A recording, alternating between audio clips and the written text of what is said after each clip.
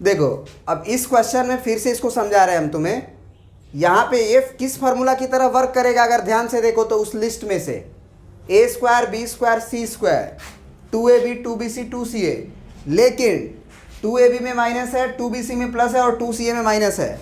तो सबसे पहले किस फार्मूला की तरह वर्क कर रहा है उसको लिख लो इसके नीचे, A square plus B square plus C square. यहाँ माइनस देख के तुम माइनस 2ab लिखोगे, फिर यहाँ पे प्लस देख के आप प्लस 2ab लिखोगे, यहाँ माइनस देख के माइनस 2ca लिखोगे, क्योंकि यही फार्मूला होता है ए बी बी सी सी ए। यहाँ आपका बी सी होता है, ए बी बी सी और सी ए। अब ए बी वाले टर्म में माइनस नज़र आ रहा है और ए सी वाले टर्म में माइनस नज़र आ रहा है, तो दोनों में क्या कॉमन है हमारा, ए बी में ए कॉमन है और यहाँ ए सी है। तो इसका मतलब तो यही ना हुआ कि अगर ए बी को भी माइनस बनाना है और ए सी को भी माइनस बनाना है तो क्या हम ए को माइनस बना लेते हैं, आप बी वाले को प्लस रहने देते हैं, यहाँ भी ए को माइनस बना लेते हैं, सी को प्लस रहने देते हैं। उससे क्या होगा कि जब ए बी में मल्टीप्लाई होगा तो प्लस माइनस माइनस आ जाएगा और ए सी में भी मल्टीप्लाई होगा तो प्लस माइनस माइनस आ जाएगा। तो ए को माइनस बनाना ज़्यादा बेटर है। क्या ये बात समझ रहे हो? बोलो। अगर तुम मान लो सोचते कि हम बी को माइनस बनाते हैं तो भी तो ए भी माइनस आ जाएगा, तो बिल्कुल आ जाएगा, लेकिन फिर ये भी तो माइनस आ जाएगा ना, क्योंकि बी माइनस रख रहे हो।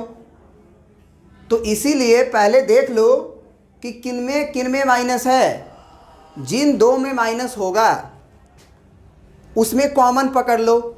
जैसे हमने ए बी लिया है और ए सी वाला टर्म में माइनस देख रहे हैं, तो ए बी और ए सी में ए कॉमन मिलता है, दोनों में ए है, तो ए को माइनस बना देंगे और बी और सी को प्लस रहने देंगे। ये बात समझ में आई? बोलो। अब इसको हम पूरी तरह से परफेक्ट स्क्वायर बनाएंगे पहले, तो ये हो जाएगा 3x स्क्वायर प्लस इसको बना देंगे 4y का होल स्क्वायर, फिर इसको बना देंगे 2z का होल स्क्वायर। तो ये हो गया अब a square B square C square. अब -2 यहीं से तुम a और b लिख सकते हो। -2 a का नाम है 3x और b का नाम है 4y, तो ये हो गया -2ab। फिर प्लस 2bc लिखना है तो +2 इंटू b का नाम आप बीच वाला लिखोगे 4y और c का नाम आप 2z लिखोगे, और फिर माइनस है तो -2 इंटू c का नाम आप क्या लिखोगे 2z इंटू a का नाम क्या लिखोगे 3x। 3x का होल स्क्वायर नहीं नाम लिखेंगे हम a का, क्योंकि a स्क्वायर का नाम है 3x का होल स्क्वायर, स्क्वायर को हटाना पड़ेगा तब ना a आएगा। तो यहाँ पे हमारा ये एक बार चेक कर लो जरूर कि 4 × 12 दूना के 24 एक्स वाई आ रहा है कि नहीं, आ रहा है। फिर 4 दूना के 8, 8 दूना के 16 वाई जेड आ रहा है कि नहीं, आ रहा है। फिर -2 दूना के 4 × 12 एक्स जेड आ रहा है, क्योंकि जेड एक्स लिखो चाहे एक्स जेड लिखो बात एक ही है। अब ये फार्मूला भैया हमको पता चल गया कि a plus B plus C का होल स्क्वायर वाला जो फार्मूला है वही होता है, लेकिन इसमें हमारा a वाली कहानी क्या हो गई होगी माइनस। इसका मतलब हम इसके आगे लिखेंगे कि this is a minus A plus B plus C का होल स्क्वायर।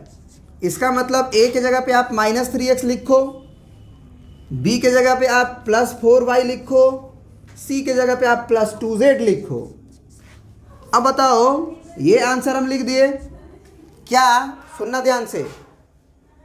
क्या हम लोग अगर ये स्क्वायर वाली प्रॉपर्टी जानते हैं तो अंदर ही अंदर माइनस से गुना करके भी तो फ्लिप कर सकते हैं, बताए हैं पिछले क्लास में। मतलब ये कि इसको माइनस को प्लस कर देते हैं, इसमें माइनस लगा देते हैं, याद है कुछ?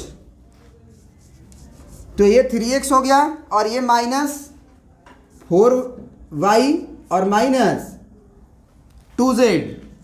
तो ये आंसर भी इसका सही है और ये आंसर भी सही है। तो इसमें बोला था फैक्टराइज करिए, तो फैक्टराइज का मतलब इसी स्क्वायर को हम क्या बार लिख देंगे 2 बार, है ना।